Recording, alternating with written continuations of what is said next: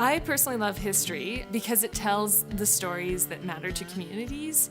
And that's why I love the local history in particular, is it tells you about a local area and about their needs and interests at any given time.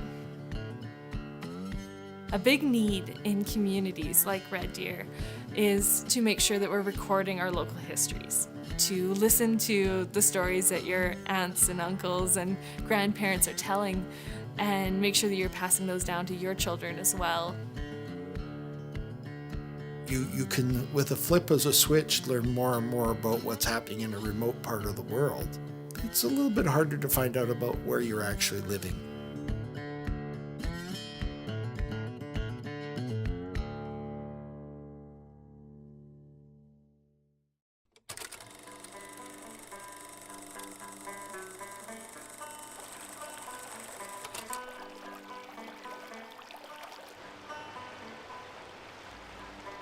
There's an all-weather ford across the Red Deer River, a little bit upstream from the current site of Red Deer. And a settlement started there. It was known as Red Deer River Crossing. It was a place where the early explorers, the early missionaries would stop as they're traveling between Fort Edmonton and Fort Calgary, back and forth. So we had the Red Deer Crossing, established as a small settlement, trading post, and the freight lines, stopping houses, all of that. And so you have some settlement around there, but that was essentially what seemed to be becoming the town center. That all changed, though, with a retired minister by the name of Leonard Gates and the Saskatchewan Land and Homestead Company. They bought a huge block of land, about 180 sections of land in and around Red Deer.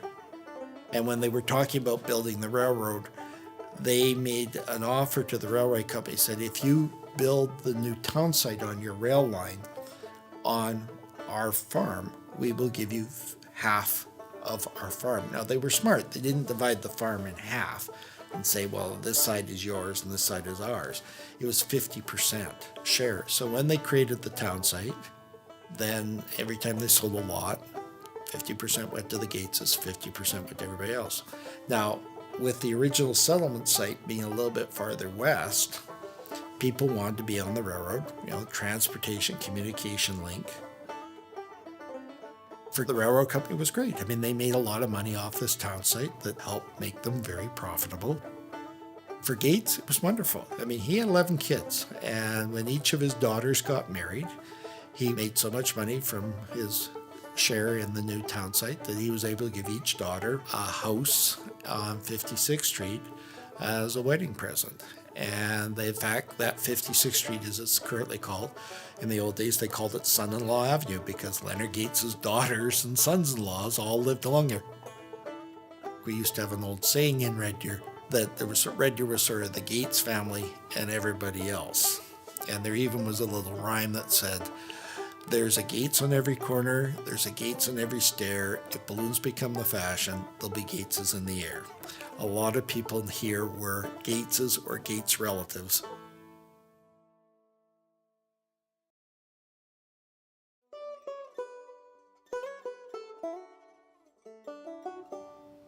One thing I find personally interesting is that a lot of people approach history and they think that this happened at this time in this place with this person, and it's very black and white. But what you'll find when you study history is that it's actually a lot more complicated than that. The rail line moved the settlement itself from where it was growing at the Red Deer Crossing into what we now consider the city of Red Deer.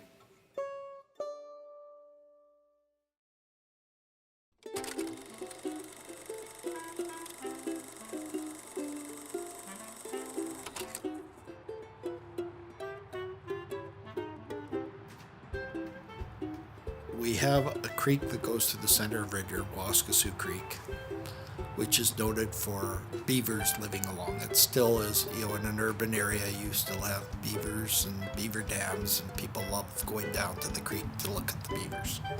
So that's really an inherent part of Red Deer.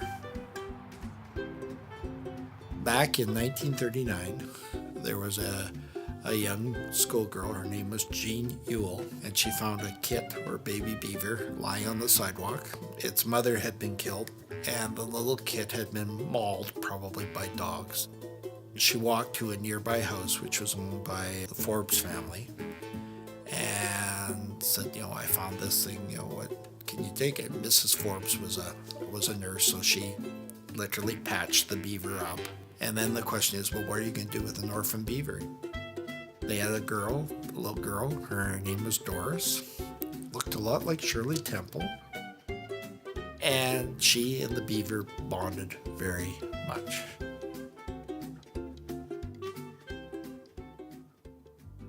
There was a very talented writer and renderer by the name of Kerry Wood, and he wrote the story of Mickey the Beaver. The story became very popular. All kinds of people were stopping by the Forbes place all the time. They got 100 letters a month. It's before the days of internet and email. My father was a writer, and when I was growing up, he was busy writing and creating all kinds of stories about local things of Red Deer and about local and regional history. In 1964, my dad produced a Mickey story told from the perspective of Doris. So my dad wrote about how Mickey came into the Forbes family. I knew right away that I wanted Mickey for a pet. Went uptown and saw Sergeant Matheson of the RCMP, and this policeman said it was all right for us to have Mickey. Beavers belong to the government, so a person needs permission to keep one. I found out later that Sergeant Matheson and my dad and Mom didn't think Mickey would live, but I knew he would. Now originally it's a little baby beaver fitted in the side of your hand. Became a great big fat beaver later on because it ate well. But it became quite domesticated. I mean, it knew its name. If you called Mickey, it would come. One story Doris told me one time was that she got whooping cough or some bad respiratory thing, and she's in bed with a very bad coughing spells. Well, the beaver would come out quite concerned about her. It would kind of curl up, and she would cough, and then it would mimic her cough. Sure. The bond between them was terrific. Mickey the Beaver was a celebrity quite young. There were stories written in newspapers, magazines all across Canada, America. It was supposed to be featured for a Hollywood movie, but I don't think the movie ever was produced. But they did come and film it. But also famous people like Lady Baden-Powell, the head of the Girl Guides. When she came to Red Deer 46, one thing she asked for was, can I see Mickey the Beaver that I've heard about? And can I hold him? By the way, Mickey loved to be held. He loved to be cuddled. He did not mind having attention. Eventually, Mickey got quite old, and Doris said Mickey used my old sweater as his pillow once again, and sometime during his sleep he had died. We were a sad family that day. My mother made a wooden casket and dug a grave for him in a corner of the lawn where we had spent so many hours with him. Mickey had been a happy animal all through the 9 years he had been with us, and it was partly because Mickey had been a happy animal that my dad felt the whole story of Mickey the Beaver should be remembered.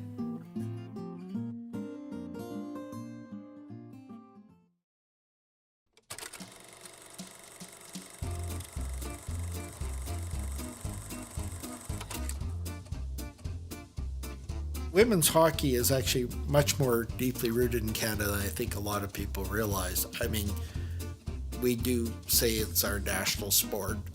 Not really that surprising then that women would want to play hockey just as much as men would.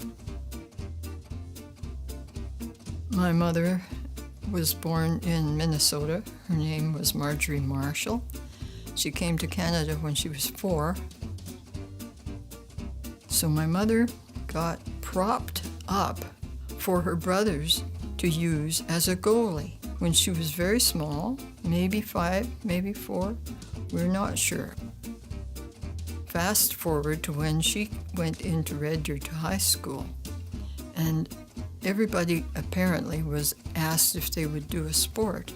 So the teacher said, "Marjorie, do you have a sport?" "Well, yes." "It was hockey." "Oh, what position did you play?" "Goalie." And they were thrilled. A girl who had hockey experience was just what the girls needed in high school, and so she served as the goalie on the ladies' intermediate hockey team, which went and won awards and championships for several years.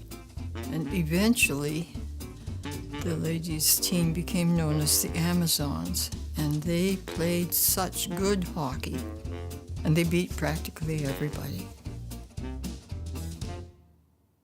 I knew a number of women that played in the famous Amazons, the earlier version. Evie Jenner and Lil Scott, her sister. I knew the Stevenson sisters. Mrs. Fox, Helen Hayho Fox, she played for wonderful athletes, wonderful women, really good people. To show you how strong the team was, there was one player, her name was Adeline Stevenson, and she played 3 periods of hockey. And after the hockey game, she then entered the 880 speed skating race and finished second. Can you imagine playing 3 periods of hockey and then entering an 880 speed skating race? Those were first-class athletes.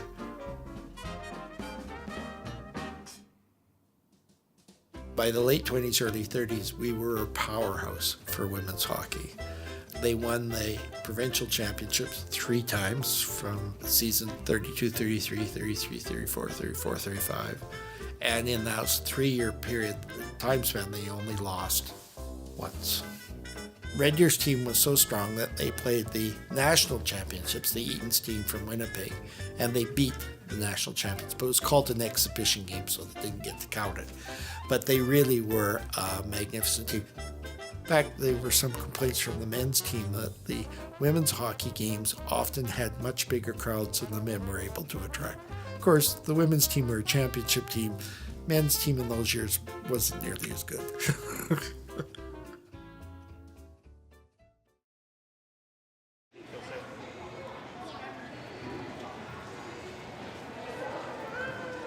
So when we were forming the league in 2009, Central Alberta had the opportunity to choose a team and a name for the team. And I went right back to our 4 sisters, and I thought, I'm going to bring their spirit with us. And so the Amazons were reborn. Rhonda Wood is the daughter of the goalie of the original Amazon team that won the national championship. So we're honored to have Rhonda here today with us. Thank you for coming. Sarah, and we've got a little something for you to wear today. Oh, wonderful. You're going to become an official Amazon. There, you're all geared up, ready to go. Any words of wisdom for the young players of today? Be strong, you're Amazons. Be big in heart and big in intent and score. All right, well, thank you very much. Please give a warm round of applause for Rhonda Wood. Thank you very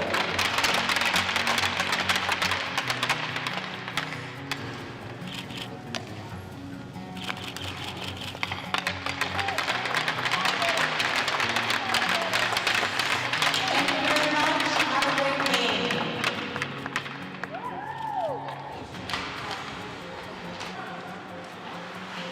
I can't tell you what kids today would even know about the Amazons. They should be inspiring them.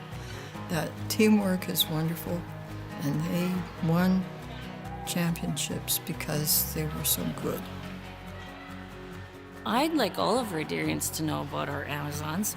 Our players kind of know a bit of the history, and we're very proud of our name, and our players wear it fiercely, and the Amazons of the 1930s went on to do great things in this community. That's what it's all about. It's about growing up in the community and having a lifelong experience in hockey.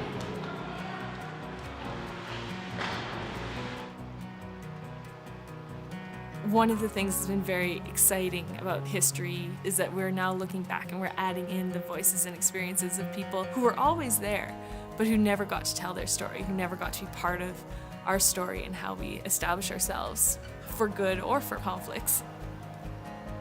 A rail line can start a settlement, but it can't necessarily build a community. Something like women's hockey and having a team to cheer for, having a key character like Mickey the Beaver as somebody to rally around and to get excited about, I think can help build that community and to reinforce that local identity and that local story.